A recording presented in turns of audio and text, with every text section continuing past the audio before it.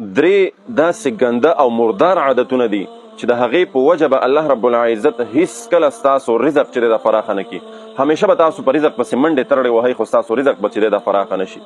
د رزق په مشکلاتو کې به همیشه درې قسمه خلک راګیر وي. کم درې قسمه خلک چې دا درې عادتونه لري، دا یاد وساتئ. تاسو خپل آنلاین قرآن او دینی علوم زده کول غواړئ او یا خپلو بچیانو کشرانو ته په خپل کور کې په خپله نګرانۍ کې آنلاین د قرآن حفظ، ناظره، تجوید، قاعده، مسنون دعاګانې، د اودس، د غسل مسایل، څومره چې دینی مسایل دي دا ور زده کول غواړئ، نو هم نن زموږ په دې بیت العتیق آنلاین قرآن اکیډمۍ کې ایډمیشن وکړئ، داخله وکړئ. تاسو که د دنیا په هر ګوټ کې په هر ځای کې هم نن زموږ په دې اکیډمۍ کې داخله وکړئ، ان شاء الله العظیم په احسن طریقه سره، په بهتره طریقې سره به تاسو کشرانو ته تاسو ته دینی زده کړې درکول کیږي. اول نمبر، کم انسان چې ناشکره وي، په کم انسان کې د ناشکرۍ عادت وي، د رزق به چرته فراخه نشي، دی به چرته په خېټه باندې موړ نشي، دی به همیشه په رزق پسې ذلیله وي، منډې ترړې به ورپسې وهي خو یوه به یې نه دوه کېږي. دا یاد وساتئ.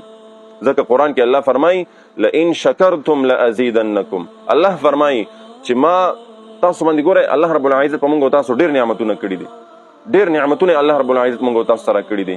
بیا الله رب العزت فرمایي په خپله په قرآن کې فرمایي 14 سپاره ده، انسان ته وایي چې که چېرته تا زما د نعمتونو شکریه ادا کړه، ما چې کوم نعمتونه تا ته درکړي په دې باندې تا شکریه ادا کړه، شکر دې پې وویستلو، لازیدنکم، نو زه به دا نعمتونه تا ته نور هم زیات کم، نور به هم درته ډېر کمه.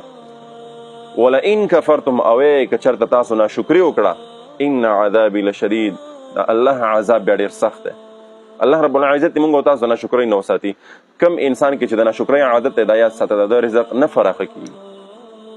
او دویم نمبر عادت، مردار عادت، چې د انسان ژوند پې راتنګېږي، د رزق پسې به د سترګې روزي، د رزق به نه فراخه کېږي، هغه دی د خپلې بیبي سره یا د خپل کور والو سره بدسلوکي کول. بعضې خلک په وړه وړه خبره باندې په کور کې بد اخلاقي کوي، بدسلوکي کوي، په وړه وړه خبره باندې د خپلو بچو سره بد اخلاقي، د خپلې بیبي سره اخلاقي بد اخلاقي، دغه رنګې د نورو والدینو سره، مشرانو سره بد اخلاقی کول. د بد اخلاقه سړي، د بد سلوکه سړي د خپل خاندان، د خپل فیملی سره چې دی بد سلوکي کوي، د دغسې سړي رزق هم الله رب العزت نه زیاتوي. او دریم نمبر، مردار، قبیح، بیکار عادت، الله رب العزت یې موږ او تاسو ټول وساتي. کم خلک چې پکې مبتلا دي الله رب العزت یې تغییر وباسي، هغه د زنا، د زناکار سړي رزق الله رب العزت چې دی دا نه فراخه کوي، دی به همیشه لکه د لیوني سپي په رزق پسې منډې وایي، د رزق به نه زیاتېږي. او کله چې یو انسان زنا طرف ته ځي نو دی مؤمن نه پاتې کېږي، ایمان ته یو طرف ته شي. کله چې یو انسان غلا پسې ځي، غلا کوي، دنه دا ایمان یو طرف ته شي، دی مؤمن نه پاتې کېږي. دا یاد وساتئ. نن سبا خو حالات داسې دي چې الله دې معافي وکړي، مسجدونه هم نه معاف کېږي، د مسجد نه چې دی غلا کېږي، پکې ترې راکولاویږي، کم د کار سامان یې هغه ترې پټېږي.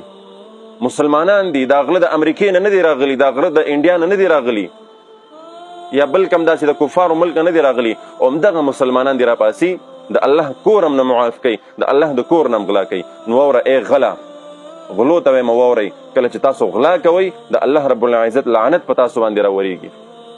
کله چې تاسو غلا کوئ، د یو مسلمان نه غلا کوئ، د یو مسلمان مال چې دا په غلطه طریقه باندې تاسو رخلی، په حرامه طریقه باندې د هغه نه غلا کوئ، تاسو یې رخلی، نو تاسو نه ایمان وځي، تاسو بې ایمانه شئ، ایمان د تاسو نه یو طرف ته شي، تاسو مؤمن نه پاتې کېږئ. د لږ غونته کې مال دپاره تاسو خپل ایمان چې دی دا تباه کوئ، د لږ غونته کې مال دپاره تاسو خپل دنیا او آخرت تباه کوئ. الله رب العزت دې د دغه درې قسمه خلکو نه موږ محفوظ وساتي. کم خلک چې پکې مبتلا دي زموږ ورته دعا ده، الله رب العزت ورته هدایت نصیب کړي، او الله رب العزت د دغې غلا نه، د دغې زنا نه، د ناشکرۍ نه، بدسلوکۍ نه محفوظ وساتي. د ټولو مسلمانانو رزق دې الله رب العزت فراخه کړي، او حلال رزق دې الله رب العزت ټولو مسلمانانو ته ورکړي.